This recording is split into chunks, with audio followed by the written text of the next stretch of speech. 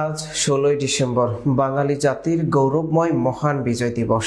১৯৭১ সালে এই দিনে দীর্ঘ ৯ মাসের রক্তক্ষয়ী মুক্তিযুদ্ধের অবসান ঘটে।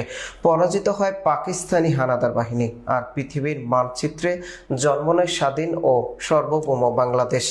এই ঐতিহাসিক দিনে সাভারে জাতীয় স্মৃতিসৌধ সূর্যোদয়ের সঙ্গে সঙ্গে শহীদদের প্রতি শ্রদ্ধা বিনোদন করে।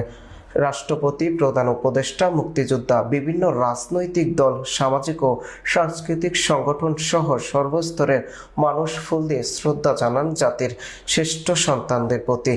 দিনটি উপলক্ষে রাজধানী ঢাকা সহ সারা দেশে নেওয়া হয়েছে নানান কর্মসূচি। সরকারি বেসরকারি ভবনে উড়েছে লাল সবুজের জাতীয় পতাকা। শিক্ষা প্রতিষ্ঠানে অনুষ্ঠিত হচ্ছে আলোচনা সভা, মুক্তিযুদ্ধ ভিত্তিক চিত্রাঙ্কন প্রতিযোগিতা ও সাংস্কৃতিক অনুষ্ঠান।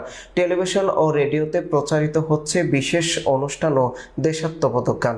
বিজয় দিবসের উদযাপন তুলে ধরে আজকের এই দিন আমাদের স্মরণ করিয়ে দেয়, স্বাধীনতা কখনো উপহার নয়, এটি জাতির অর্জন হয় ত্যাগ ও রক্তের বিনিময়। নতুন প্রজন্মের কাছে মুক্তিযুদ্ধের চেতনা পৌঁছে দেওয়া এবং একটি বৈষম্যহীন মানবিক বাংলাদেশ গড়ার অঙ্গীকার নিয়ে জাতি আজ উদযাপন করছেন মহান বিজয় দিবস। বিজয় দিবসের শুভেচ্ছা সবাইকে।